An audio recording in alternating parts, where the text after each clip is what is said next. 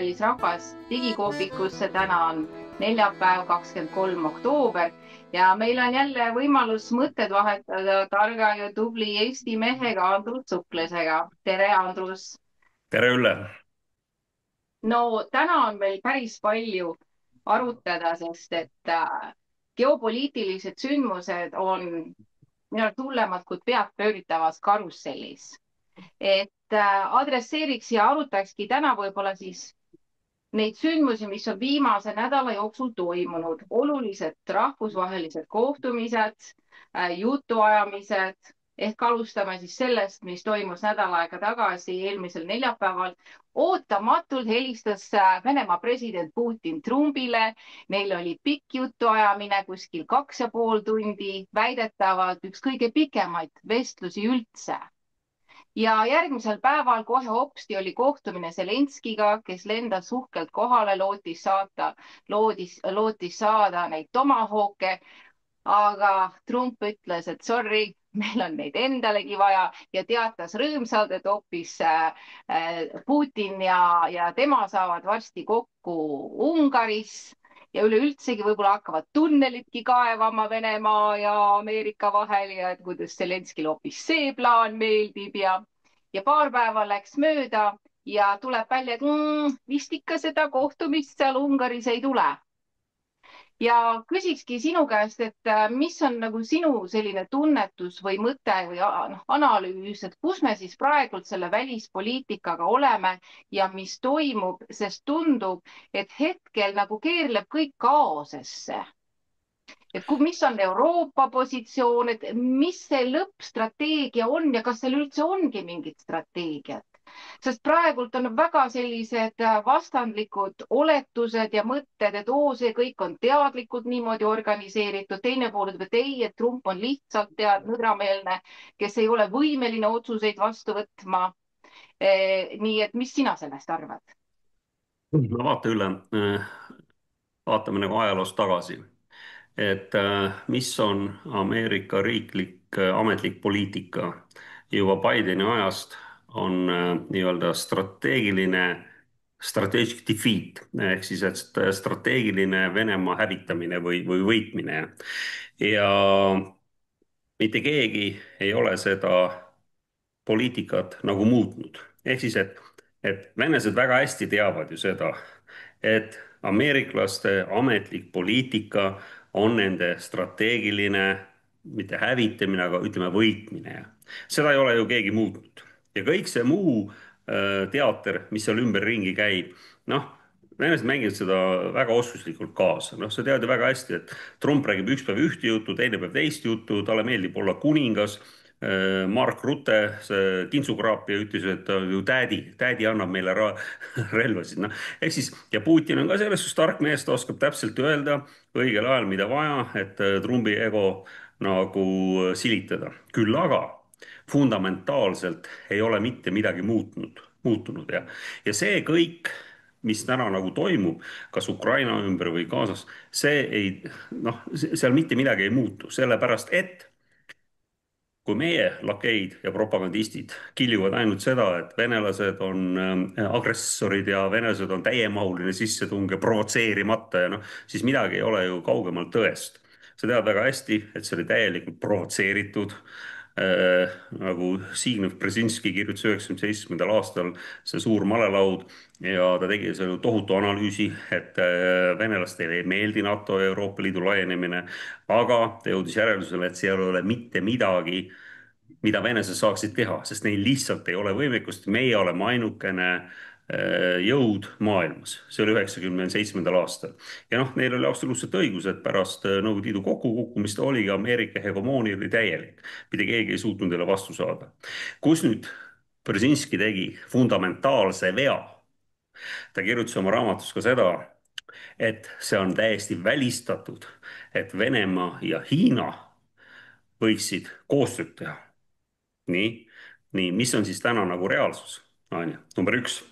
Number kaks, Biden ka 90ndatel aastatel, kui ta oli seotud ülbelt ja ütles, et, et venelased võivad hiinlastega selle asja ajada küll 90-ndatel, ja võtku veel Iraan ka sinna kampa, noh, ironiseeris nende üle ja nii, mis on siis täna reaalsus? täna on Hiina, India, Iraan, BRICS, Lõuna-Aafrika Vabariik ja Brasiilia. ehk siis, et mida me sellest õpime, on see, et geopoliitika muutub nagu väga ruttu, noh, ütleme mitte selles mõttes päevadega, ega nädalatega, ega aastatega, aga kümnenditega ja kes oleks arvanud seda, et meil on täna siis venelased võimelised lõpuks vastu hakkama ameeriklaste hegemooniale. Nüüd, öeldes seda ja tulles tagasi selle Trumpi ja siis Zelenskõi kohtumise juurde, on ju nagu väga selge see, et see sõda püsib ainult sellele, et ameeriklased ja NATO või Euroopa annavad ukrainlastele relvad. Nad annavad neile intelligent ehk siis teadmise, nad annavad neile target'id Venemaale ehk siis kõik see on ju tehtud ameeriklaste poolt.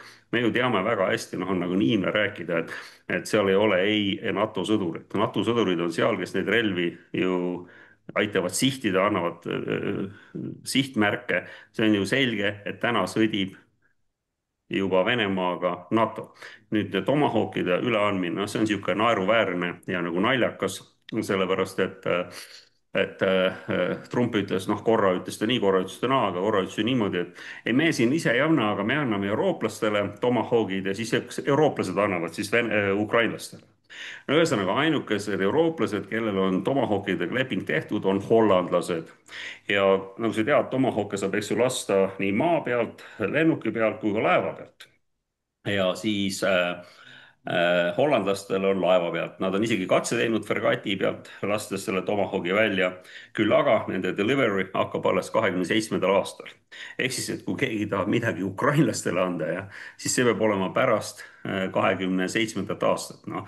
ja me teame mõlemad, et ükstaskõik kui palju löövad trummi need meie propagandistid ja lakeid või siis Ameerika kindralid, Kane ja siis Kellogg, kes ütlevad, et Ukraina võidab, noh siis me teame ju, et Ukraina seda sõda on kaotamas.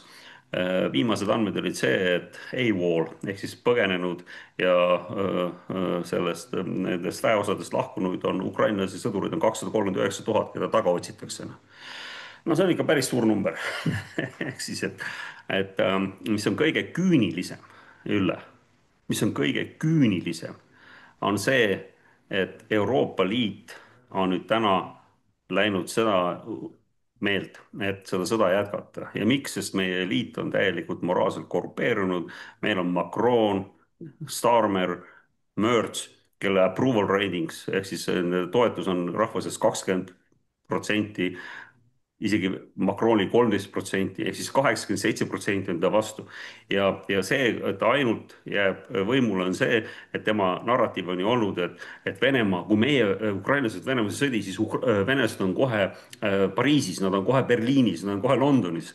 no see on, Lähevad Prantsuse naisi vägistama ka, onju. no saad aru, see on absurdkuubis, et ära unusta Kaja Kallast, ära unusta Kaja Kallast. no vaata, Kaja ta Kallas täna on, just sai. tead, ma kuulasin Just Freeman, tead Just Freemani, kes oli siis Ameerika saadik Saudi Araabias, mis on väga oluline, siis ta oli kaitseministeeriumi kaitseministri asetäitja ja ka vist Hiinas oli ambassador. ja Just ütles, et vaata, et ta ei saagi nagu aru, et kunagi oli ikkagi ju diplomaatia on tulnud ju Euroopast, eks ju, Itaalia linnriigid ja Prantsusmaa ja see diplomaatia, jah. aga et Kaja Kallas on suutnud diplomaatia viia uuele, noh, see, kuidas öelda, nagu sohu, et ta ei saa nagu üldse aru, et nagu mis toimub. ja professor Jeffrey Sachs ju ütles, et mis kuradi sõna oli, kuidas ta ütles selle kohta, et ta on ikka, noh, ühesõnaga mõte oli, mis Jeffrey ütles, et Kaja Kallas on noh, väga viisakalt vulgaarne, vulgaarne, vulgaarne. et noh, et piinlik on ja mul on nagu jube kahju sellest, et sihuke inimene, et ta on Eestist ja olgu ükskõik kus kurat mujalt, aga noh, ta teeb meile väga-väga palju kurja kui rahvusele, sest et noh, meid hakatakse kõiki mõõtma ju tema tegemiste järgi, noh, ja ma arvan, et ei sinu ega minu vaateid tema küll ei esinda, on ju.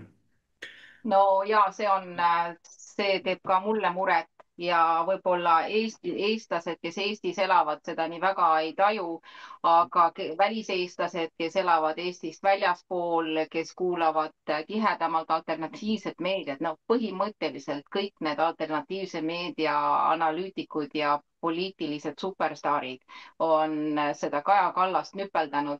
Viimati ma tegin postituse, kus Andrei Martjanov ja lahkab ja see oli, no tõesti, no nuta või naera ja ta üritas ka väga viisakalt ja nagu seletada, et noh, Kaja Kallas on moron, ta kasutas sõna moron, Uran, ma ei tea, jah. eestikeelne loll, aga ta on nii suur moron, et isegi Ja, need teised Euroopa moronid peavad Kaja Kallast nagu moroniks, et ta on juba nagu moron kuubis, kui sinu ja. enda kolleegid nagu peavad sind nagu debiilikuks, et Ei no ja noh, saad aru ja veel korra, noh, ma alati mõtlen nagu seda, et noh, naisena või emana või et noh, no mida sa nagu, millest sa nagu räägid, kallis sõber, et nüüd me võtame 19. paketi vastu, kas 18 paketti on siis töötanud või?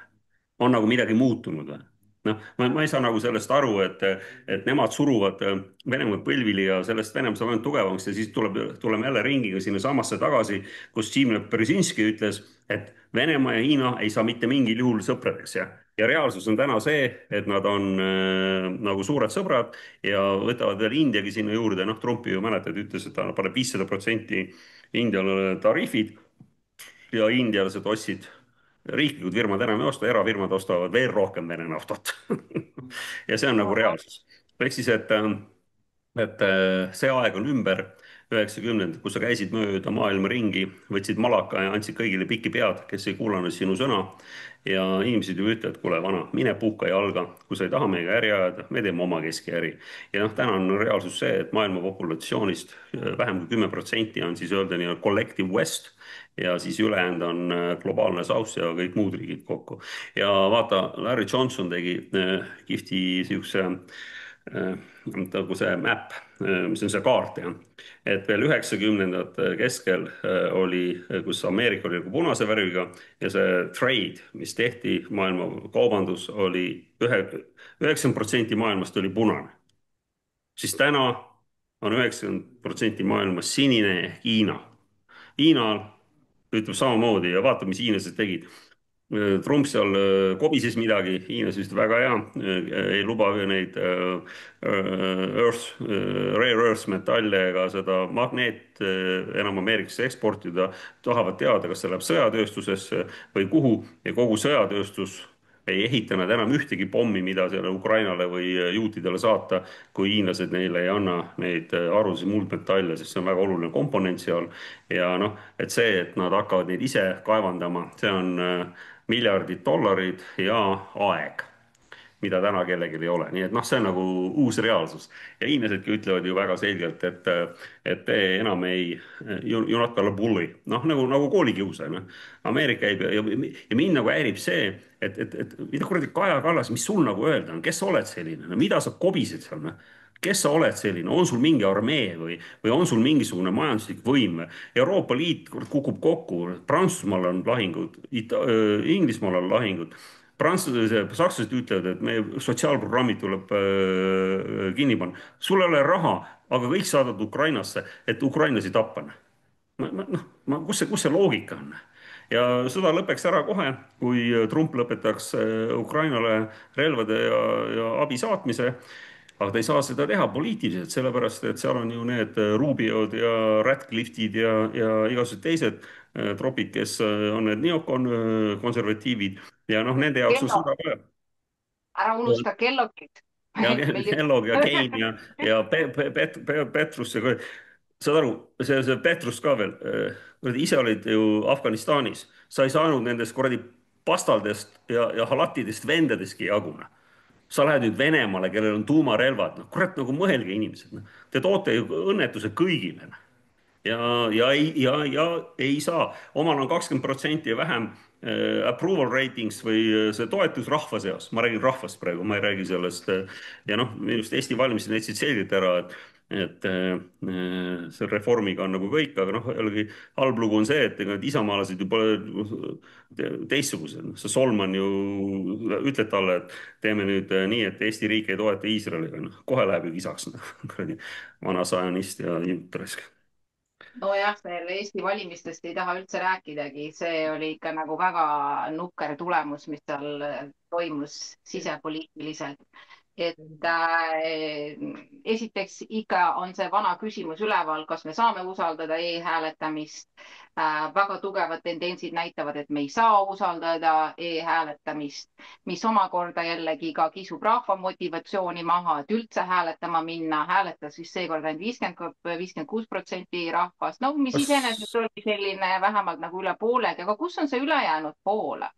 Ja see muidugi, ma ei tea, millega inimesed hääletasid, ikkagi kindlasti mitte ajudega, sest et ei no need tulemused, kui sa vaatad lõpptulemust, sest see tegelikult ka näitab ära, kuidas terve Eesti poliitiline valitsemissüsteem on niivõrd mäda, et Keskerakond, kes tegi Tallinnas väga suurepärase tulemuse, tuleb välja, et kui sotsid, Isamaa, Rehvid ja parempoolsed võtavad punti, siis see erakond, kes sai tegelikult rahva toetuse, ta ei pääsegi Tallinnas võimule. Ja ma tahaks ka küsida, et kust need parempoolsed järsku nüüd ka niimoodi nagu luuavarrest tuiskasid sinna lavalaudadele. Parempoolsetest ei olnud enne mitte midagi kuulda ja nüüd no parempoolsed tulid ja tegid ära, kes on tegelikult põhimõtteliselt sama mustri järgi nagu omal ajal see 200, Eesti 200 lendas lavalaudadele nagu rehvi sülekoerad. Nii et noh, ja sama, mis Tartuski. Reform on nagu hullem oravapesa kui Tartut isegi noh, Tallinnas seal on natukene teistsugust rütmi, aga tundubki, et kõik need närilised ja ajuhälvikud on koondunud sinna Tartusse. Ja nüüd siis, et kõike Isamaa tuleb, teeb muutust. No mida muutust ta tegi? Mitte midagi. Sama reform jätkab eesotsas, kõik läheb täpselt sama rada mööda. Nii et ma ei tea, kallid eestlased. no vot, see on, ma olen sinuga nõus, et noh, ma lihtsalt parempoolste kohta ütlen, et nende juht on ju õigusälvik, jah. ehk siis, et noh, ta on nagu väga ebaviisakalt käitunud. Noh, jällegi, et mul isiklik kogemus, et ta on ju minu jaoks on ta Lavly eksimusteo keelatuses Perling kuradi kriminaal, aga mitte süüdimõistus, ta lihtsalt ei tea, et milline on seadus, olles juhtivprokurör, aga see selleks, et päris õõvastav. aga vaata, see ongi seesama lugu, et paljud inimesed löövad käega ja paljud inimesed on intimidated, noh. Ma vaatasin intervjuud Scott Ridderiga, jah. Ma ei tea, kas sa vaatasid seda Ricky Sanchez, jah, noh. Ja väga hea video oli. Väga hea. Vaatasid jah? no vaata Ja, ju miks ma teda nagu sügavalt respekteerin, ongi inimene ütles, et ta oli UN chief inspector, relvade inspektor, jah. ehk siis, et ääretult kõrge koha peal ja ütles ju, et 2003 Saddamil mingeid relvi ei ole, et see on ju kõik vale, et noh, te viite meid sõtta ja tapate süütuid inimesi. ja talle pakuti 6 miljonit dollarit ja ta ütles ei. ja vähe sellest, öeldigi, ähvardati, et FBI ülejäänud elu kotib sind ja su perekonda, noh, mida nad ka teevad aga vend on murdumatu ja noh, et siin on see numbrite küsimus. kui 10 inimesest 9 oleks Scott Ridderid, siis ei oleks meil neid sõdasid, meil ei oleks seda jama. aga lihtsalt halb lugu on see, et ainult 10-st üks ja võib-olla veel üks on tema toetaja, kolmas on veel natukene, kes on sümpaatne temale ja ülejäänud 7 on müüdavad hinged. ja noh, see ongi meie probleem ka Eestis, et äh, inimesed ei lähe valima, sest nad leiavad, et nende hääl ei loe. küll aga on see nagu väga vale, nii et järgmiseks ülesandeks, ma arvan, Riigikogu valimistel on uus plaan või plaan B, mis iganes see on, et need 50, kes ei tulnud valima, tuleksid valima ja hääletaksid uuenduste poolt. noh, see on see minu jaoks, minu arvates see key võti, see võti selleks eduks, jah. no aitäh, me siin plaan B-ga kindlasti jätkame edukalt, et me oleme väga rahul sellega, et me nii kiire ajaga suutsime ennast poliitmaastikul pildile tuua. ja natukene süvariigile närvidele käia ja siin laineid tekitada, et see oli tegelikult üllatavalt tugev jah. algus meie jaoks ja ainult ehitame edasi, aga küsimus, Andrus, on selline, kas meil üldse on 1,5 aasta pärast riiki enam?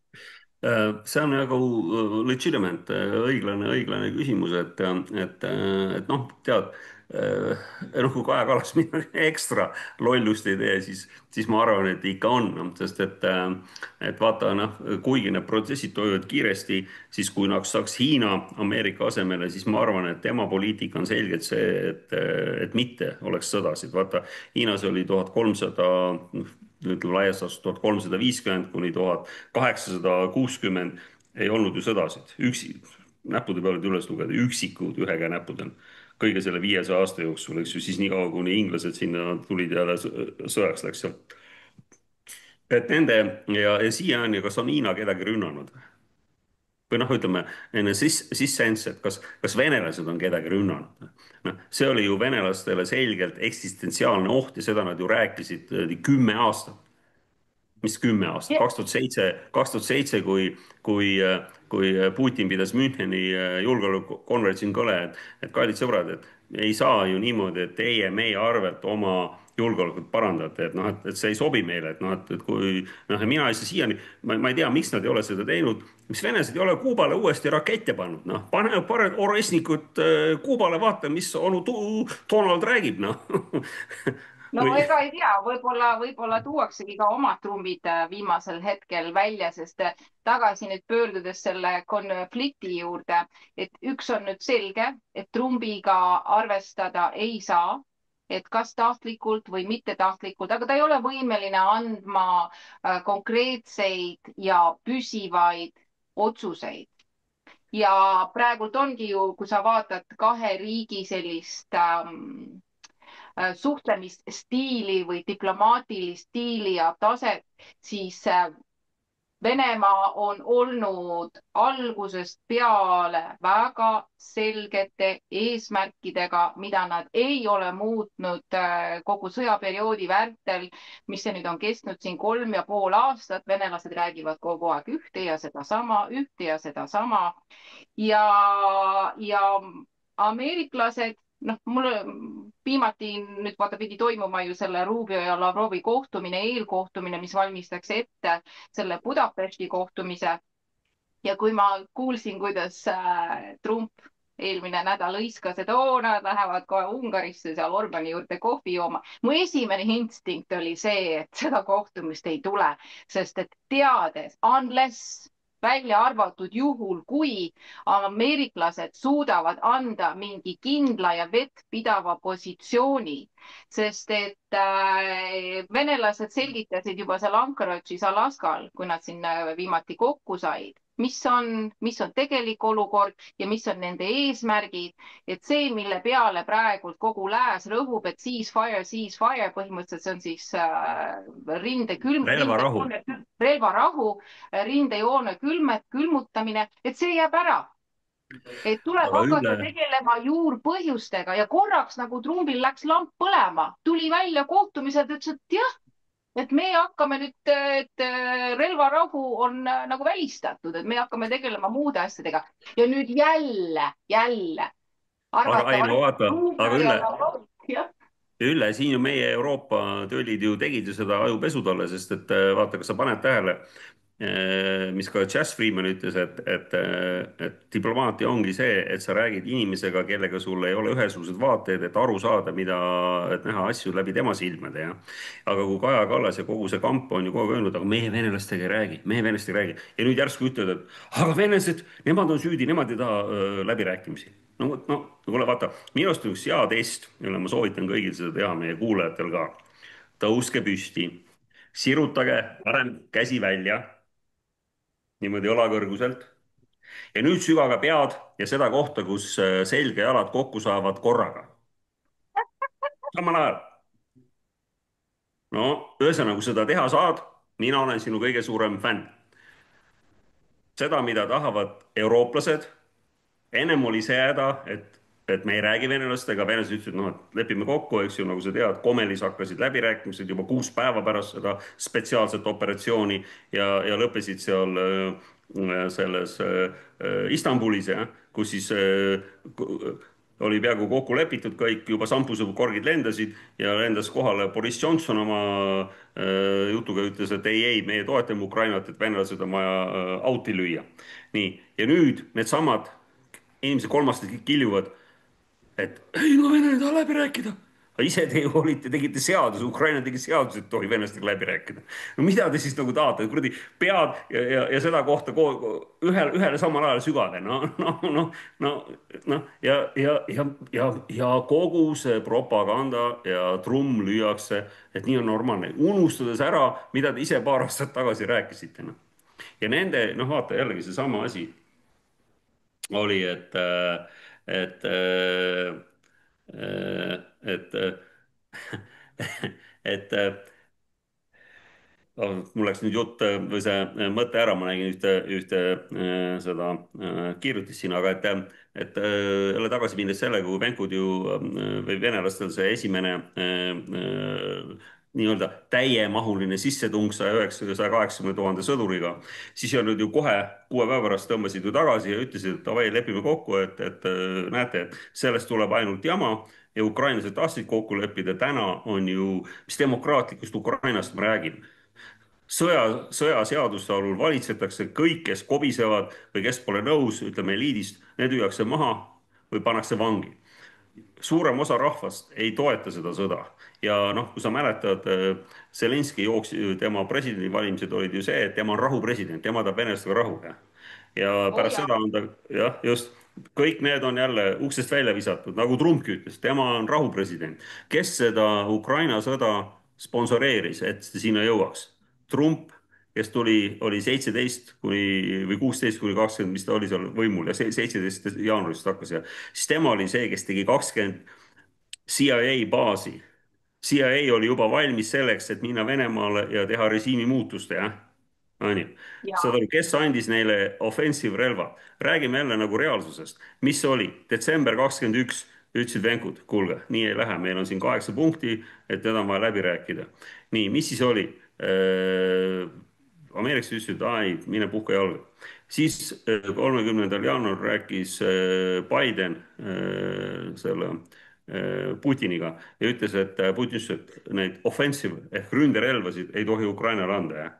nii, et lepime kokku. siis oli ju veebruaris, 8.–9. veebruar oli Genfis läbirääkimised venelastel Rybakov ja siis see Wendy Sherman Ameerika poolt läksid läbirääkimistel. Rybakov ütles, et kuule, Andy, et davai, et noh, lepime kokku, et ei anna neid offensive relvi. siis ütles, et ahah, see ei teadnud sellest nagu midagi. Lavrov sai 3 nädalat hiljem Tony Blinkeniga, see Zionistist välisminister, Genfis kokku, ütles, et kuule, Tony, noh, et kuidas nii, ju teie president ütles ju meie presidendile, et ei anna relvastust, ründerelvastust Ukrainale. ah kuule, see Biden, tema oli ju Delaware'is, ta oli Christmas break'il Delaware'is, no et tema, aga mina ja Sullivan, see Jake Sullivan, me ju ei approve inud seda, noh, et see on loll jutt, et me teeme, mis me tahame, noh. ja 3 nädalat hiljem oli siis special military operatsioon. noh, millest te nagu räägite ja veel korra, venkud võiksid tõsiselt mõelda, panna oma relvad nii Venezuelasse kui Kuubale. noh, vaatame, mis siis, kas siis ka kogu lääne kiljub, et iseseisev riik, ise võivad otsustada, milliste plokkidega nad liituvad. noh, ikka nagu mõelge natukene. kuradi. Siin on hea koht küsida sinu käest, et seletad rahvale lahti, et nüüd on tekkinud analüütikute sekka uus väljend, kutsutakse salami slicing. et see on, et lääne strateegia on siis nagu see vorsti viilutamine, jah. et kui ma nüüd kuulan, siis ja siis vaatangi, et kuidas kogu see sõda on eskaleerunud, täpselt viil viilu haaval toimub see eskalatsioon, et kui alguses oli, et oi, me ei anna neid tanke, oi, me ei anna neid lennukeid ja me lihtsalt tead moraalselt toetame, siis nüüd on tasa ja targu asjad tegelikult vaata kui kaugele arenenud. ei no on ju, ärme nüüd, noh, ma olen sinuga 100% nõus, täna on ju reaalsus venelaste jaoks, noh mõtle selle peale. Et keegi ütles, et minu arust Putin ütles päris hästi selle kohta, kui keegi ütles, et Trump vist ütles, et venelased on ju pabertiiger, noh need ei ole mitte keegi, noh. ja Putin ütles väga hästi, et kuulge, et me oleme siin nagu suht omaette ja kogu NATO, kogu Collective West on meiega sõjas ja noh, kus me nüüd 3 aastaga läinud oleme, me rahulikult omas tempos ajame asja ja, ja oleme võidule suht lähedal, aga kes siis nüüd pabertiiger on, noh, sest NATO on ju pabertiiger, räägivad see, mis see coalition of willing ja, et meie lähme nüüd paneme väed kokku, noh, 4 meest vä, Eestist vä, palju tuleb Eestist? Eestlased, Karis ja Tsahkna ja Pevkur ja võtavad pundi kokku ja ratsutavad Moskva peale. Herem Mingu, ja kes meil on need mingu, kõik vaata traagid me, tegijad. meil Eestil oleks oluliselt parem, kui nad sinna läheks ja venelased neile kuuri tagumikku laseks, see on noh, oluliselt parem oleks Eestile kogu see kamp tõesti, noh, nad on kurjategijad, noh. olid need kommunistid oma rahvast ahistasid, on täna jälle täpselt samasugused globalisistid, sorostistid, Sorose kuradi lakeid ja jälle ainult hävitavad meie oma rahvast, noh ja noh, mitte ainult meil, aga ka Euroopas, ega siis nüüd Ungari, nüüd eks ju Tšehhi, Slovakkia, ega vaikselt see asi muutub ja noh, ma ütlesin, Macroni toetus on ju 13%, et noh, millest me nagu räägime, noh. et No see on kõik märgid näitavad, et Euroopa ei ole midagi nii ühe mütsi all ja seal on nende Euroopa riikidel, nagu sa rääkisid, omad siseprobleemid. aga siiani ei ole tegelikult veel ükski lääneriik näidanud, Lääne-Euroopa riik näidanud, et rahval on olnud sellist nagu selgroogu, et nad on suutnud nagu murda seda, kes praegult eksisteerivat poliitikat seestpoolt näis, mis sellest saab, aga tagasi nüüd selle Budapesti ja situatsiooni juurde, mis meil on toimumas, et kuna tundub, et nüüd Trump ütles ära, tema mõtles ümber, et ta ikkagi ei sõida sinna Ungarisse, et ta ka ei tea, mis Putinil viga on, et kurat, et räägime telefonis, tundub jumala normaalne mees, aga siis tead, keerad selja Ülle, ja Ülle, midagi ei Ülle, juhtu, on ju. Ülle, Trumbile öeldi, et sa ei sõida sinna, ta ei ole oma mees, ta on kas sa vaatasid, mis ta Knessetis rääkis, noh, kas üks selge sirge seljaga oma asja ajav mees sihukest lollust suust välja ajaks juutidele või? noh, ehk siis, et ta ei ole oma mees, talle tuli kohe Rubio ja Radcliffe ja kogu see kamp tuli kohale, ütles, et sa oled loll peast või? meie nii ei arva ja kuna tulevad vahevalimised, siis ta noh, ei saa nagu teha seda, mida tema teha tahab. Ma arvan, ega Trump selles suhtes ei ole loll. ta tahab seda, et sõjad lõpeksid, aga noh, ta on lihtsalt, ta ei ole nagu, ta ei ole võimeline seda tegema, noh ja nii lihtne see ongi, noh, tema ei otsusta seda asja, seal on hoopis teine jõud, mis neid asju otsustab. no see on selge, et Trumpi selja taga on väga suured teised jõud ja kes teda mõjutavad ja kindlasti on ka üks probleem see, et teda ümbritsevad tegelikult ebakompetentsed inimesed, kes ei kajasta talle informatsiooni ja kuna Trump ise ei ole mingi intellektuaalne hiigelpea, eks ole, hiigelaju, et ma ei teagi, kui palju ta üldse loeb või kuulab, siis ta üritab niimoodi skimmida pealkirjad enam-vähem umbes puusalt tulistad, sest et tema kommentaaridest võib järeldada, et ega ta ei ole siiamaani aru saanud, et mis on need siis sügavamad juurpõhjused, mis praegult Euroopas toimuvad või et tajuda seda suuremat pilti. aga aga ei, ma ei vaidle sinuga, aga ma ütlen sulle lihtsalt seda, et ma vaatasin professor Jeffrey Sachsi intervjuud selle Charles Napolitanoga ja no Jeffrey oli nagu selles suhtes suht avameelne, ta ütles ju ära, et isegi Macron talle eravestluses ütles, et ta saab selgelt aru, mille pärast see sõda algas Ukrainas ja et see NATO laienemine oli viga, nagu ütles ka Merkel, eks ju, et ta ei tahtnud seda ja ka Trump saab ka selgelt aru see, aga tal lihtsalt ei lase see kompleks seda teha, eks ju, need kindralid kõik istuvad seal, neil on nagu tähtis, et sõda kestaks, siis saad ju müüa relvasid, eks ju. noh, omal neil raha enam pole, nüüd ju öeldi, et Euroopa kogub raha kokku, saadab selle ameeriklastele, et nad Ukrainale relvi saadaksid, noh et täiesti absurdne, nii et noh, jällegi mingi ja vaata, võta jälle Eesti, mis mind nagu fundamentaalselt häirib. jälle loed, et oi, lapsed ei saa enam loodusesse, raha pole, vanainimestel raha pole, arsti juures raha pole, iga haridusraha pole, mitte kuskil raha ei ole, eks ju.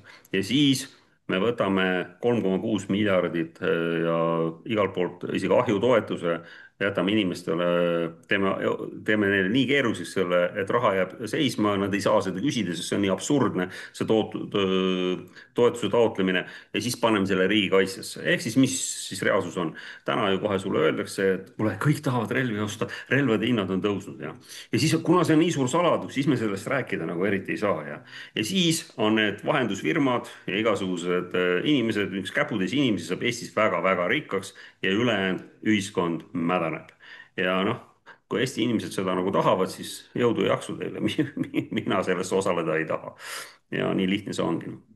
et Tagasi selle relvatööstuse juurde, ma mõtlen siin need ameeriklased, et nad on huvitatud ja relvade müümisest Euroopasse, aga kas keegi on valemisse seda faktorit sisse arvestanud, et inimesed saavad otsa?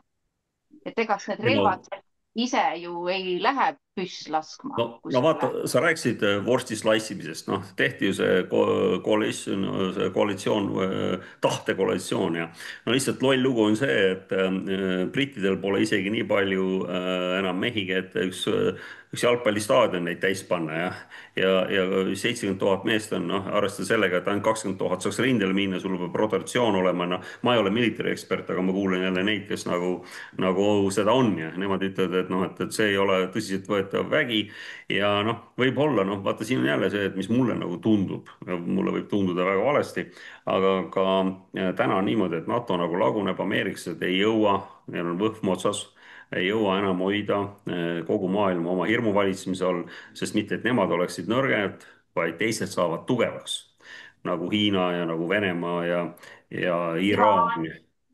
Iraan just. ja noh, kuule, läksid oled sa kunagi Jeemeni sõjaväes kuulnud midagi või et on neil mingi military power, läksid 2 nädalat, kõik kaks seda see emalaevad või nende lennukikandjate strike-gruppi läksid kohale, pommitasid paremale-vasakule. 2 nädalat hiljem tõmbasid saba jalge vahele, läksid minema, isegi kuradi jeemenlastest ei saanud jagu ja et nemad lähevad nüüd Venemaaga sõtta ja Kas ei olnud tuumariigiga. no kurat, kas keegi nagu, mis teil on nagu kurat, tõesti mul vahest tundub, et seesama Kallas ja see Pevkur ja see, kes need seal meil kõik on, need, kes see oli see, kes seda, see meil president, kes ütles, et see Putin tuleb Karis, pildile suruda. Karis, kurat, ja. söövad seeni või tablette või noh, mida arst kirjutas välja, neid ei söö ja mida ei tohiks süüa, neid söövad või noh, mis teil nagu viga on, te nagu üldse ei hooma või kas teil nagu ei ole nagu seda oma kohta ei näe nagu või noh, ma ei saa nagu aru, mida te klähvite, kes te olete, noh, kes te olete, noh, ma nagu ei saa aru, noh, mida kurat, noh. ja on keegi teile andnud selle õiguse seda teha või noh, te olete selle ise võtnud, noh. kuradi Tsahkna, kuradi, ma ei tea, ei ole vist parteid, kus ta olnud, nüüd on ta veel selles, noh, pole kooliski käinud, noh. Jah, aga tema teab kõige paremini. Kõige paremini, jah. Ja Ja tema, kindlasti tema nüüd survestab venelasi.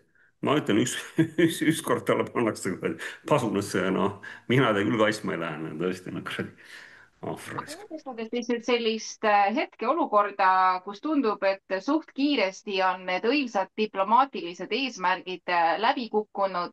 Mis sa prognoosid, et kuidas siit siis nüüd edasi minnakse, sest ma ei tea, kas sa oled kursis, et praegult on tegelikult toimunud väga aktiivsed pommitamised Venemaa poolt, ka Ukraina poolt Venemaa taristute, kütusetaristute pommitamine. Kiievis just pommitati NATO peakorterit, kus päris mitmed suured tegelased said hukka, millest lääne meedias on, ma ei ole kuskil märganud seda, et seda väga räägitakse. Siis kas üleeile toimusid Ungaris ja Rumeenias kütusetehastes või gaasihoidlates plahvatused, mida arvatavasti eeldused, märgid näitavad, et see on ukrainlaste poolt korraldatud terroriakt. et tundubki, et see nüüd need viimased hetked, et kuna ongi nullseis. Venemaa ütleb kindlalt, meie jätkame oma seda juurpõhjused, denatsifitseerimine ja demilitariseerimine. Ameerika ja lääne poolt, meie ei anna ka nagu intšigi, sentimeetrit ka ei anna meie oma vabast Ukrainast venelastele. aga samal ajal Ukraina on kokku varisemas, pommitamised intensiivistuvad ja mis siis nüüd edasi saab, kuidas sa seda olukorda edasi prognoosid, sest ega keegi ju kuskilt tagasi ei tõmba ja reaalsuses järjest rohkem Venemaa hävitab seda Ukrainat nagu neil ei ole nagu teistsugust väljapääsu, sest neil ei ole kellegagi rääkida.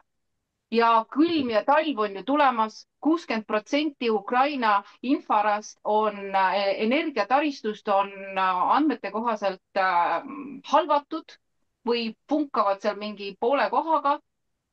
ja kas need inimesed ei mõtle, et kui nüüd kõik see intensiivistub, siis varsti on ju tegelikult meil järgmine human crisis nagu meil on ju tsivilisatsiooni katastroof, kui aga, aga Ukraina inimesed ju ei saa enam, nagu inimesed ei kujuta ette, et loevadki pealkirju ja ongi, et see sõda, mingi arvutimäng, kuskil midagi toimub, aga seda, kui sul enam reaalselt ei ole ei vett ega elektrit ja ei tööta bensukad ja ei tööta sul poed ja sa ei saa oma liftiga sõita ja kui kõik sellised reaalsed pisiasjad, mis on ühiskonna funktsioneerimiseks vaja, enam ei tööta, seal ju tekib ju meeletu kaos rahva seas ja päris varsti. ei aga no see on ega see, nagu, et ei no aga mõtle nüüd selle peale, kui Karis istub seal, kus ta on seal, mitte Toompeal, ta on seal Kadriorus jah, või siis Kaja istub seal kuskil Brüsselis ja soe tuba ja tuli põleb ja mis tal sellest on või Macronil või sellel.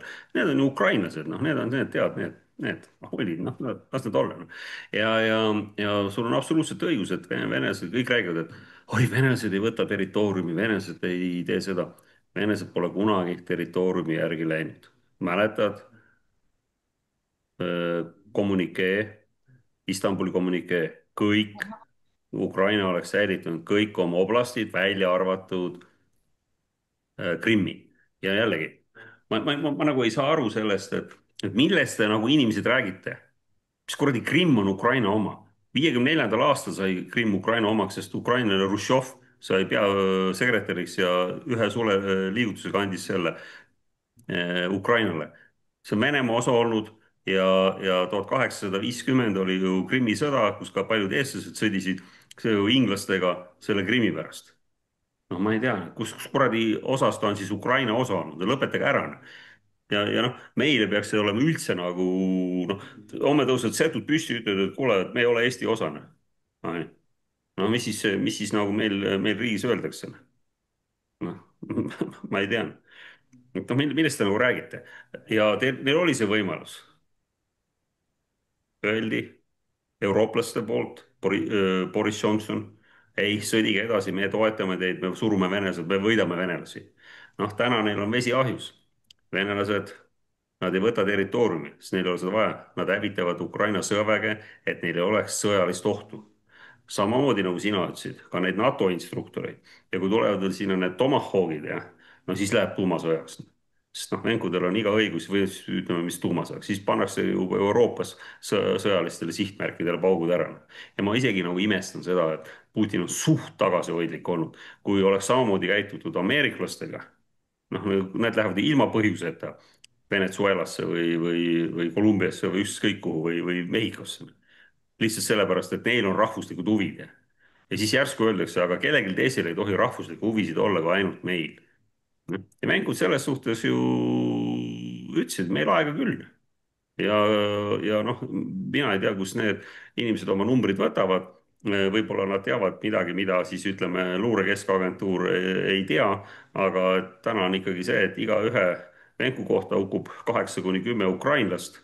ja noh, seda on ju rindel näha, noh, sul võivad relvad olla, aga keegi peab neid laskma ka, noh, ja see, ja noh, vaata, saadik just hästi aru, kui sa annad need tohutult sophisticated, noh, sellised sofistikeerides on, et sellised nii-öelda imerelvad, mis see kuradi Ukraina talumees, kes on sinna või noormees oskab sellega nagu midagi teha või oskab seda nagu lasta või noh, see on ju selge, et tulevad kohaliku nii-öelda instruktorid NATO riikidest ja ma arvan, Venkud hakkavad neile rohkem pihta panema, ennem nad lihtsalt ei teinud seda, noh, lootsid, et inimesed tulevad mõistusele, aga noh, meie eliidil ei ole tagasipääsu, sest nad on meile müünud 3 aastat, 4 aastat seda, et Ukraina võidab, meil on vaja veel natuke teda toetada ja seda sõda õhutanud ja kui nüüd järsku tuleb välja, et kogu nende narratiiv on olnud suur vale, no mis sa siis arvad, ma arvan, et tuleb vangi panna, noh, ja seda nad kardavad. ja sellepärast nad ei astu tagasi, vaid panevad topeltpanused, veel hullemaks keeravad seda olukorda, et oma nahka päästa. ja mina arvan küll, et meil tuleb teha vägagi selge protsess ja võtta kõik need nii-öelda sõnavõtud, mis on öeldud ja mis on sõja õhutajad, tuleb võtta vastutusele. See on ainuõige meil nii-öelda no õigusriigis. ma olen sinuga täiesti nõus, et see psühhoterror ja meedia, meediajura, mis on päevast päeva inimeste ajudesse kallatud, see tuleb aeg, ma olen selles täiesti kindel, et tuleb aeg, kus kõik need, kes on sõda õhutanud, valesid välja andnud, oma rahvast mõnitanud, neid, kes on olnud teisitimõtlejad, et need inimesed tuleb võtta kriminaalsele vastutusele, see ongi praegu kogu selle võimul olemise häda on see, mingit vastutust ei ole. Nagu keegi mitte millegi eest vastutama ei pea, jumala suvaliselt iga pätt võib panna, ongi täpselt, et mida suuremalt valetad, mida rohkem sa varastad, noh, sa oled nagu puutumatu. Mitte keegi ei köhi, no vaata Lehtmegi pani seal miljoneid tuuri ja ma ei tea, tema vastu nüüd ei tõstetud seda süüdistushagi, no see on nagu selline viimane näide, kui suur see korruptsioon on.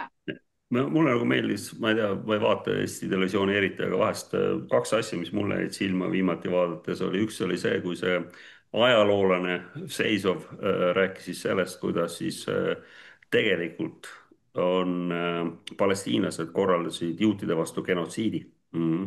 See oli tema üks mõte, mis oli ikka noh, tõesti noh ikka ajalooline tõde. ja teine oli siis, kui Mõis pani intervjuu ja küsiti, et näed, et Keskerakond on nagu korruptsioon või selles süüdi mõistetud nagu rahadega ja siis Mõis ütles tuima näoga, aga kõik võtsid, kõik tegid ju seda. ehk siis, et mis of guilt, et ta tunnistas ennast ju, see, et kõik tegid niimoodi, aga lihtsalt üks võeti ja noh, tema vastu mindi ja nüüd kasutas seda relva, et aga te olete kriminaalkorras süüdi mõistetud. ja vaata, see on nagu jube libe tee, Ülle. et ärme unusta seda, et olid Nürnbergi seadused ja mis te nagu kubisete?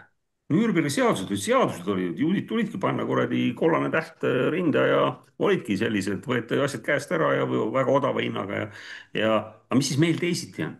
kas sa paned tähele, et Vene ajal, eks ju, siis Ansip, vana kommunist, ei saanud teist kommunisti Sepikut, kes oli kohtunik, oli kellegi süüdi mõistnud, kes oli mingit nõukogudeaegset mälestusmärki rüvetanud ja huligaansus, vaat tema ei saa võtta.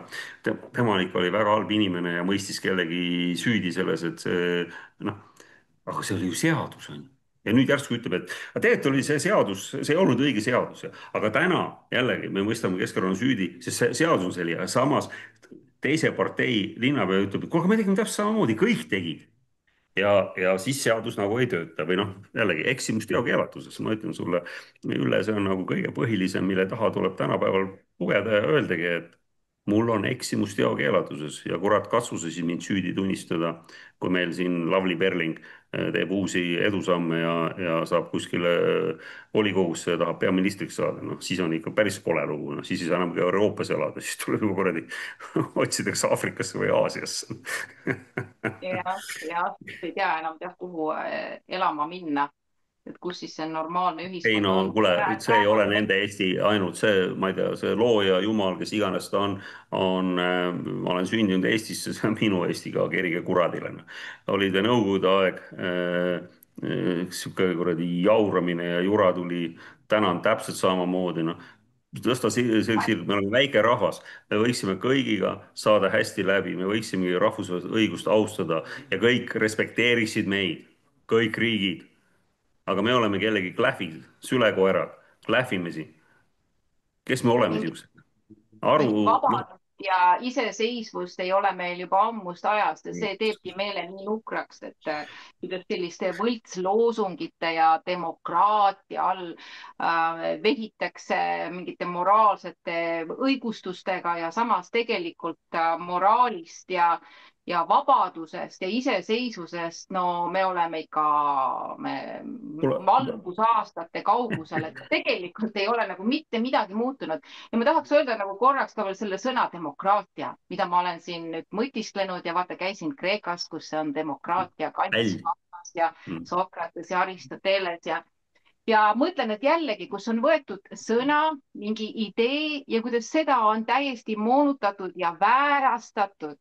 Sest et selline tunne, et nagu demokraatia on nüüd siis see kõige suurem õndsus, mis toob rahvale vabaduse ja keegi pole jällegi läinud nagu selle demokraatia juurde ja alustalade juurde ja et näiteks nii Plato kui Sokrates olid mõlemad väga tugevad demokraatia kritiseerijad ja see demokraatia, mis omal ajal Kreekas toimis, see ei olnud kõikidele.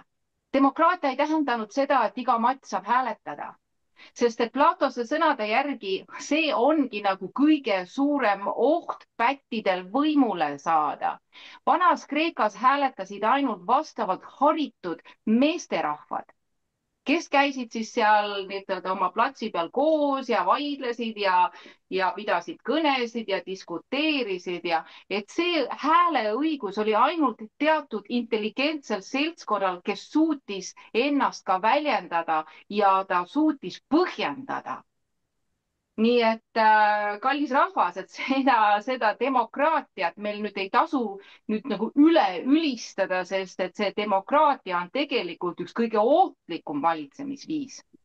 Ja mina mõtlen, et milleks jääda kinni sellistesse järjekordselt mingitesse siltidesse, demokraatia ja oligarkia ja autoritaarne, et kas eestlastel ei oleks nagu aeg nüüd vaadates oma mineviku kogemusi ja möödalaskmisi, välja mõelda mingi oma süsteem, kuidas me iseennast tahame organiseerida. Sest et mis on õnn, ma lugesin väga hea lause, on see, et õnn ja inglise keeles oli see, et the happiness is the byproduct of a well-organized life. Et õnn on see, kui su elu on hästi organiseeritud. Mis asi on intelligents? Intelligents on see, kui sa lähed sellesse infosuppi ja sa suudad luua loogilisi sidemeid, mis on põhjendatud ja vot ongi, ja kui sa suudad selle loogiliselt, selle info niimoodi omavahel ühendada, siis selle intelligentsus ongi vot selle ühenduse ilu, sellepärast et ta toob edu. Mitte kunagi mitte mingi asi, mis toob distraction'it ja hävingut, ei ole intelligentne, see ei ole tsiviliseeritud. Ja vot on meil eestlastel aeg kätte võtta ja ennast ümber organiseerida. Meil ei ole vaja seda demokraatiat või kommunismi või nagu laske lahti nendest siltidest. Ja nagu minu ja meiega plaan B vaatenurga kohaselt on Eestis vaja hakata just nagu tegelema kogukondade ja ühistu põhiselt. Me oleme väike rahvus ja see on täiesti erinev, kuidas sa haldad ja korraldad ja organiseerid väikest rahvust, võrreldes sellega näiteks, kuidas hiinlased oma biljonit seal peavad hakkama saama. Seal on erinevad mustrid ja süsteemid, et me peaksime just keskenduma Eestis sellisele kogukonna põhjale organiseeritusele. Vot see aga ma selle. tahan sulle, ja ei, väga õige ja kusjuures ma tahan sulle öelda seda, et vaata, öeldakse, et Hiinas on see kommunistlik partei, aga mul üks tuttav just rääkis, et Hiinas on seal tulebki kogukond kokku ja nad vaidlevadki. Kommunistlik partei ei tegele sellega, mis on kogukonna asi. Kommunistlik partei tegeleb riigi ja selle visiooniga ja see on pikk visioon ja vaata, kui edukad nad on olnud. Ja noh, selle asemel, et õppida nendelt, mis meie Kaja Kallas ja kuradi kamp jälle teeb, noh, nokivad nendega jälle tüli ja räägivad, et Hiina on autoritaarne riik. Ja siis, et uiguurid, nemad orjatööjõudu või seda, ütleme, vangide tööjõudu kasutavad, siis mul jumala juhuslikult jälle juhtusin lugema artiklit, et Eesti vangid kaebasid, et nemad tahavad hakata saama, eks ju, 2 eurot tunnis, mitte mitte nagu, mis sa saad 80 senti või mida, millest nad peavad ka poole ära andma, ainult 20% võid endale jääda. ja peavad tööd tegema. ja siis ma mõtlesin, et no kurat, mis õigus on sul, Kaja Kallas, minna möliseda hiinlaste kallal. vaata, mis su oma riigis toimub. noh, tema võimu ajal ei lahendatud seda küsimust ära. Täpselt samasugused orjapidajad. aga absoluutselt. noh, et Aga küll, aga ma olen sinuga nõus, et Eesti peaks olema tõesti aja ja iga kogukond, aga noh, vaata, meil ongi seesama probleem, et kellel vähegi võimekust ja nutti on, kas elab Floridas või elab Hispaanias Taani. või seal, et jah, kahju, et no mina enda kaitseks võin öelda, et noh, ma proovisin, aga jäin alla. täna ikka siuksed korrupeerunud inimesed jooksevad siin parempoolsed, juhivad parempoolseid ja kellega mul on olnud nagu kokkupuutumist olnud, et väga nukker, noh, seal ei saagi midagi paremaks minna, ennem kui ei toimu see puhastumine ja ei ole sellised inimesed, kes ütlevad, et ei, ma ei võta 6 miljonit eurot või dollarit kontrahti, ma jään selleks, mida ma tean ja mille peale ma ütlen, mis on õige. ehk siis, et neil ei ole neid inimesi, neid on väga vähe ja see on, ma ütlen, et meie probleem. No see on meie probleem, et sellised tegijad inimesed nagu sina ja mina ja ma tean siin väga palju mitmeid inimesed, kes on ettevõtlikud, teotahtelised, ei ole võimalik Eestis elada. No ma samamoodi olid suured plaanid, kõik, mis ma tahtsin seal korraldada, mul on ju see ilus maakoht seal 30 hektarit, kõik looduspargis, tahtsin teha terviseparki ja võib-olla kodusanatooriumit ja üritusi korraldada ja anda ka tagasi midagi Eesti rahva heaks. no mida sa teed seal? ja vaata, Andrus, üks asi on see, et mitte ainult, et Eesti ühiskond on normaalsetele inimestele muutunud väga raskelt psühholoogiliselt taluda, noh, ütleme, kõik see seltskonnaelu on ju muutunud, on perverssused, on kultuur ja inimesed saavad kokku, aetakse mingit okset, noh, mõttetut jura suust välja, mingit sellist nagu intelligentset arutelu keegi ei julgegi rääkida, et võib-olla kuskil kinniste uste taga omad perekonnadki ei julge omavahel arutada, sest üks on ühte meelt ja teine on teist meelt. Et see selleks, et me oleme praegult kohutavalt selline ideoloogilises vanglas, kus Eesti inimene elab, aga meie kodumaa on ka ära reostatud. Et ei ole ainult niimoodi, et psühholoog, ma ei taha enam Eestisse minna, sellepärast juba, et seal on reostatud vesi, seal on reostatud õhk, seal on reostatud metsad on maha lõigatud, nagu see, mille pärast ma sinna olin valmis iga aasta minema ja tegema ja planeerima, oli rahu, mida mu kodumaa mulle pakkus, olid need ilusad metsad, puhas loodus ja rahu, aga meil ei ole enam seda. nagu, et mida sa sinna Eestisse lähedki tegema, pommitehased on varsti iga küla juures.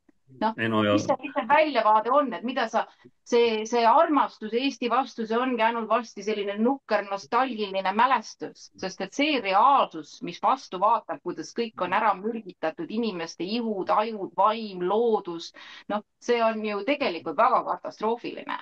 ja ma olen sinuga nõus seda enam veel, et see noh, viimane saaga oli see Nursipalu, noh, te lasete kuradi, ma ei tea, mingit erilist mürki kõige ilusamat Eesti loodusse ja lööte kohalikud inimesed minema ja lasete mingit võõrvägedel, okupantid, no minu jaoks, noh, mis kuradi vahet seal on? sul on võõrväed, ennem olid meil punakotkad ja Punaarmee kaitses meid, eks ju, hullu lääne eest, hullu kuradi ameeriklaste sepituste eest, selle mandunud imperialistide sepituste eest ja nüüd on siis imperialistid kaitsevad neid venelaste kuradi rünnaku eest. no kurat, lõpetage ära. kuradi lõpetage ära. noh, ja ei ole seda mehemeelt või ei ole seda eesti-meelsust, noh, kuradi kõik on, noh, tulevad mulle rääkima sellist narratiivi, mine puhka jalga, tõesti, mine puhka jalga. täpselt olgu okupandid olid venelased, on täpselt need ameeriklased, neil on täiesti suva, mis meist saab. kui asi läheb tuliseks, panevad õlmad vöö vahele ja panevad saba jalga vahele jooksu siit. ja vot siis aga oleme mis ta meie, kes peavad seda suppi helpima. no vot, tahakski nüüd küsida lõpetuseks, me oleme varsti jälle tubli tund rääkinud, sinuga jutustada võiks kas või päev otsa, tead, et küsiks nüüd jällegi, et ikkagi iga kord sedasama küsimust, mis meist saab? mis on sinu prognoos? mis on sinu prognoos, mis nüüd saama edasi hakkab, no, küsin, et kas oleme jõudnud siis oma viilutamisega sellesse punkti, et lõpuks tuleb see tõde päevavalgele ja öeldakse ka selgelt välja, et tegelikult toimub Venemaa ja NATO vaheline konflikt. kas kuulutatakse nüüd välja järgmine etapp, et ongi sõda kahe suurriigi vahel? kas toimub Venemaal mobilisatsioon?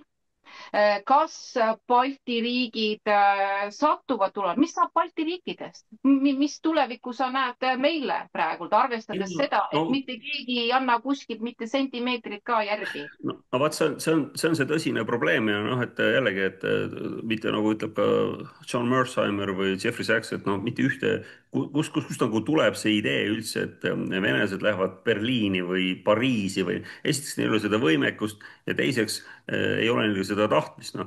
Venkudel on omal probleem oma maad koos hoida, see nagu neil on ja noh, mina ütlen sulle seda, kui see eskalatsioon toimub, siis tuleb tuumasõda ja ei ole kellelgi, me ei saagi kellegist midagi küsida, sest et noh, et siis on nagu kõik noh. See on ka selge, et selles sõjas võitjaid ei ole noh. Ja kui see Medvedjev ütles, et neil on see surnud käsi jah, et isegi kui ameeriklaste planeerijad mõtlevad, et nad annavad venelastele ennetava löögi, siis isegi kui Venemaa on kõik maatasa, ütleme see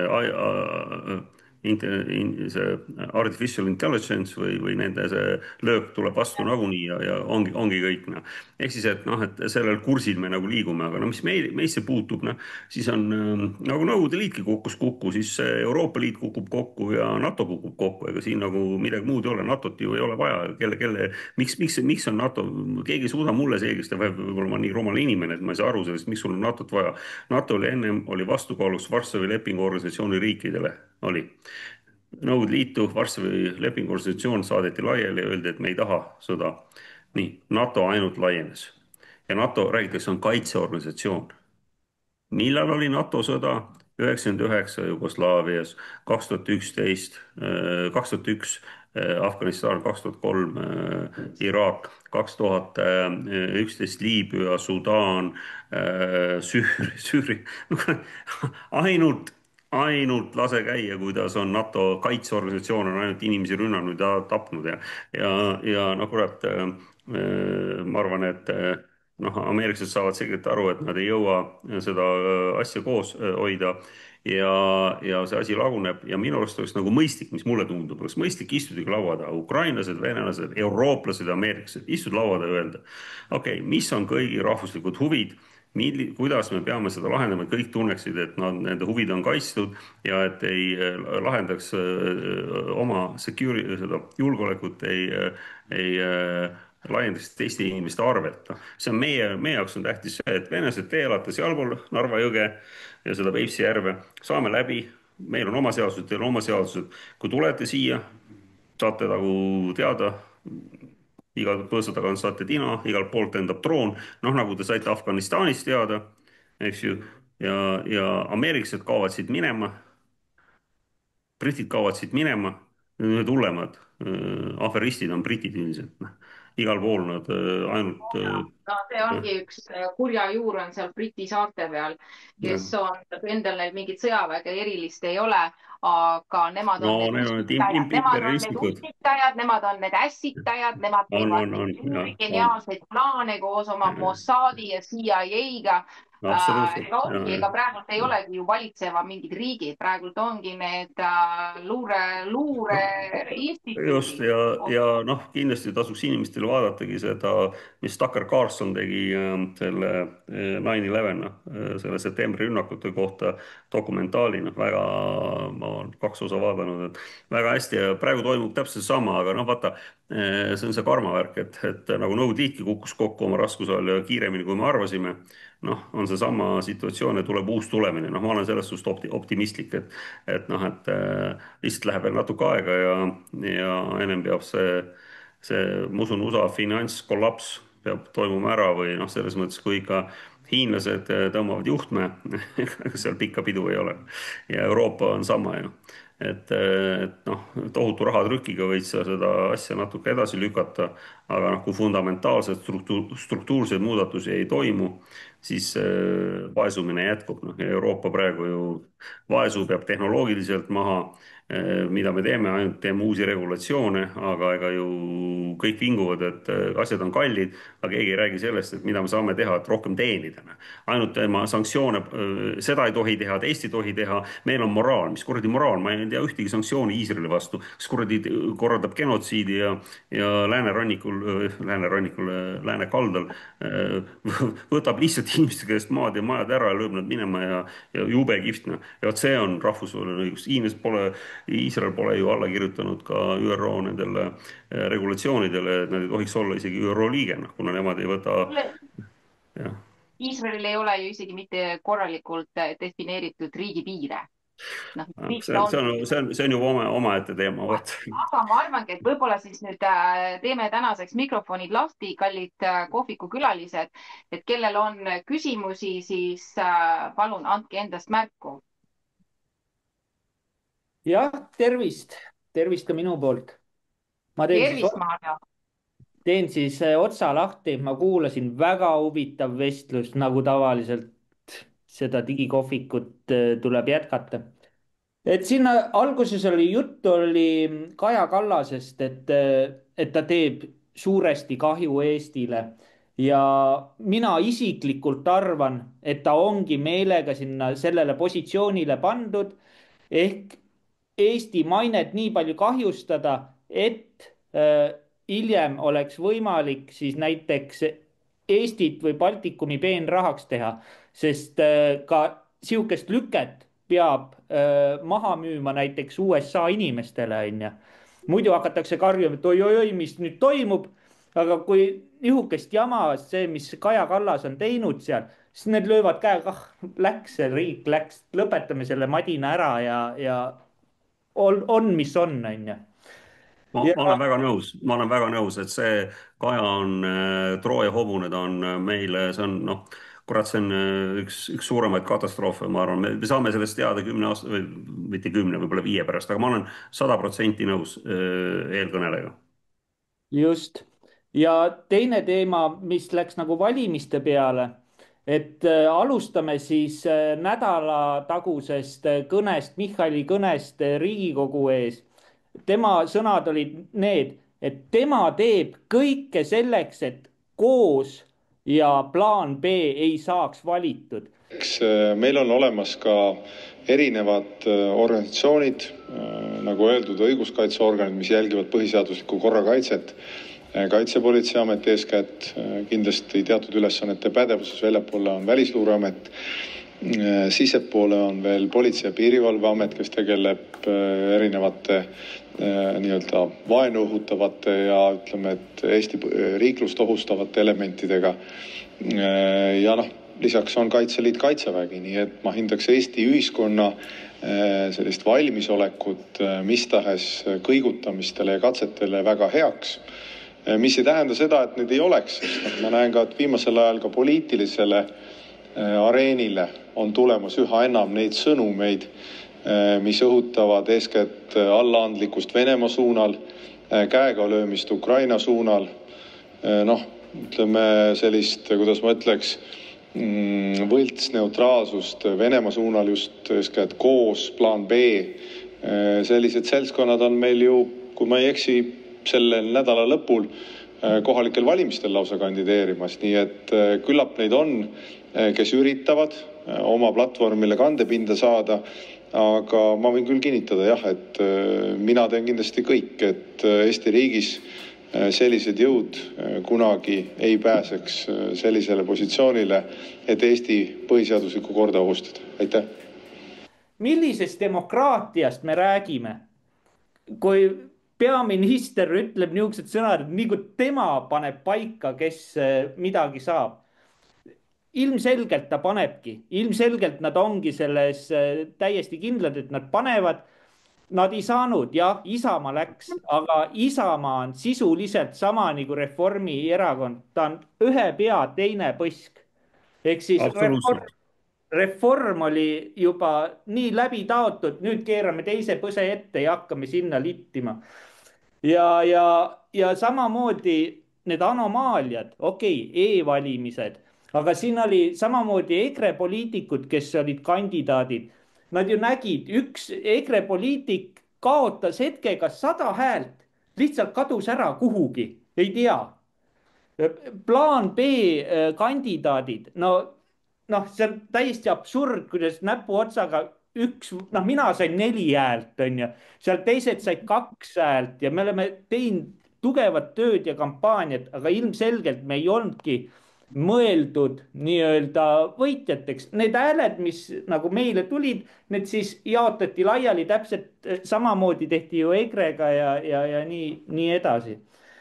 Ja teine teema, mis oli, kuulasin, et perekondadest, et ma mäletan 90-ndatel perekonnad käisid läbi ja noh, läksid ikkagi külla, sul oli laud, oli esivanemad seal kõik reas aga seda enam ei ole. Ehk siis meil on perekonnad on ära lõhutud ja see on meelega nii tehtud. ja ausalt öeldes, kui me täna peaks niimoodi olema nagu 90-ndatel või 2000 aastate alguses niisugused suured perekonnad laua ümber, me vist läheks seal kaklema, sellepärast et ühed on siis selle poolt, mis peavoolumeedia ja AK räägib ja teine on siis selle poolt, kes noh, kuulavad ja vaatavad alternatiivmeediat. No, mina ei kutsuks enam meid alternatiivmeediaks, sest et ma ei tea muideks aitäh, et ma olen sinuga 100% või teiega 100% nõus, et noh, ma olen täiesti veendunud, et kui te tegite propagandat, kas või oma sugulased ja tuttavad ansite rohkem häält kui 4 või 2, eks ju, noh, see on nagu see on nagu juba puht matemaatika, et noh, nii labaselt ei tohiks petta ja see on selge, et neid manipuleeritakse kas või juba, kui Reform sai neid nii-öelda e-hääli eelmistel parlamendivalimistel, siis noh, mina õppisin tipis majandust ja seal oli kunagi professor Uno Mereste, kes õpetas tõenäosusteooriat ja kui sa selle eksami tegid ära, siis sa said nagu koolist läbi, noh, see oli selline ikka pähkel.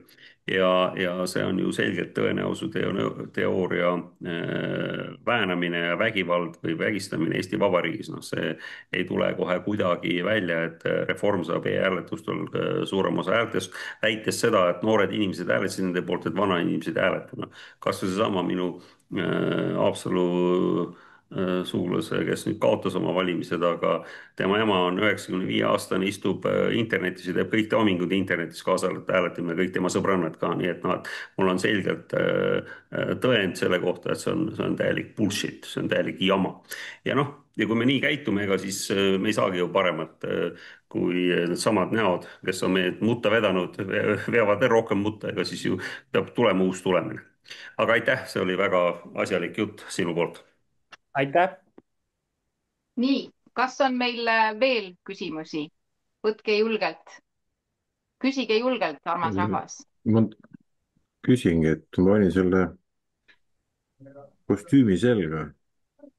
Et kui ma juhin mingit mängu sellist, mis kõiki huvitab ja kõik tahavad seda kuulata, et kas see kostüüm töötab ja kas ma kannan selle välja, kui ma olen mängu, ütleme siis, kes tahab olla kuningas, noh, juht.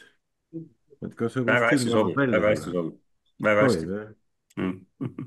Ma nüüd olen sattunud läbi Töötukassa paariks aastaks veebikool.ee-sse ja tuima näoga istun kalapilguga kaamera ees ja üldse ei häiri enam. Et see veebiõpe ja pildi kasutamine, ai tööriistad ja võimalused ja chat-GPT ja nii edasi.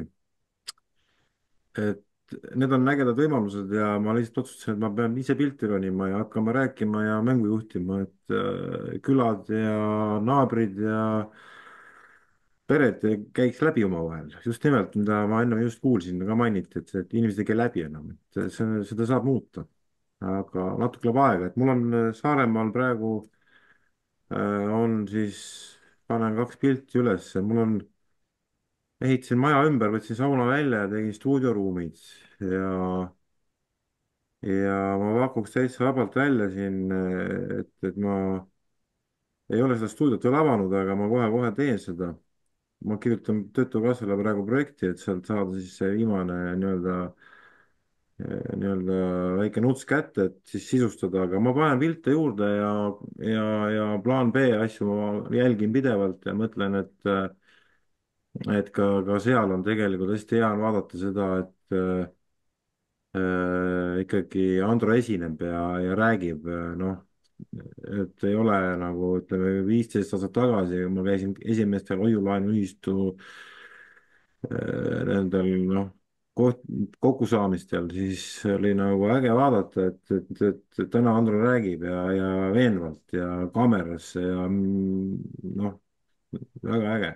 et ma olen lihtsalt hakanud fännama ja sellepärast ma istun siin ka teie hulgas praegu, et on mida kuulata. No seda on rõõm kuulata, aitäh, et võtad sõna ja annad endast märku ja soovin sulle tuult purjedesse sinu ettevõtmises, et sa pingutad selle heaks, et hakata kogukonda kokku tooma ja soovitan ka teistele, et võib-olla üks suund või mida me praktiliselt saame teha, ongi luua omad seltskonnad, kogukonnad, kus iganes piirkonnas on ja pakkuda suhtlemiseks sellist ühist toredat keskkonda, et inimesed, sõbralikkust on vaja, tegelikult on ju kõik nii lihtne, nagu olgem sõbralikud jälle, naeratagem, püüdkem üksteist mõista eelkõige, mitte hukka mõista.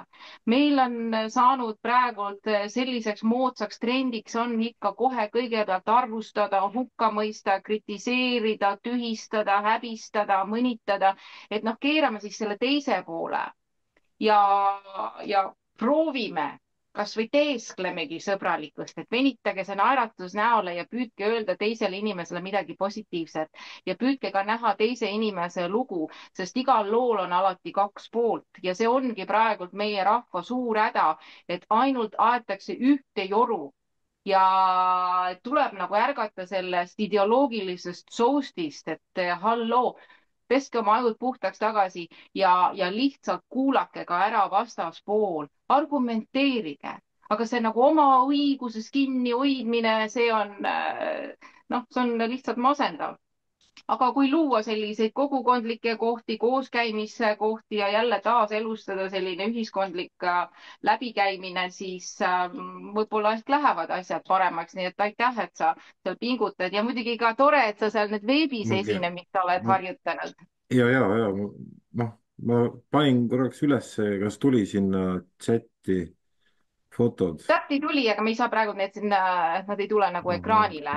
Aga sa kindlasti jaga seda oma sotsiaalmeedia meedias, siis ma saan ka sealt edasi jagada. Ma panen sulle Messengeri selle. Ühesõnaga mõte on selles, et mul on nagu ruumid ja võimalus teha siis seda külaelu arengut nullist siis kuni keldriteni ja lastehoidude ja tööjaotuseni välja. Ma tahan teha siin stuudios seda saadet, kes tahab olla kuningas, on ju. Ja see võiks olla siis see, kus me räägime nagu reaalselt ka, et siit läheb töötlusesse või energiaks, mitte vette ega põllule. Et see on nagu ainult, see on kõik, millest ma tahan rääkida, kuhu siit läheb, kõik. Ja vot ma sinna jäängi, et ma olen noh, ikkagi lihtne inimene ka ja ma tahangi sellel tasemel nagu lukku lüüa, et teeks selle asja korda, on ju, kus see prügi läheb ja nii edasi. Ja siis võtame nagu, areneme koos edasi, et noh, vaatame, kus välja kukub, aga noh, jõudu ma saan ikkagi just need Andro esinemised ja see bussiga rallimine, no nagu äge, tuld. Väga vinge, aitäh sulle, Argo, ja edu. Nii, kas on veel kedagi, kes sooviks öelda paar sõna, enne kui me teeme lõpliku kokkuvõtte? Tõmbame otsad kokku. Ei ole, aga siis võtame sellega tänase kohviku kokku ja ma lülitan meie recordingu välja. Ma proovin.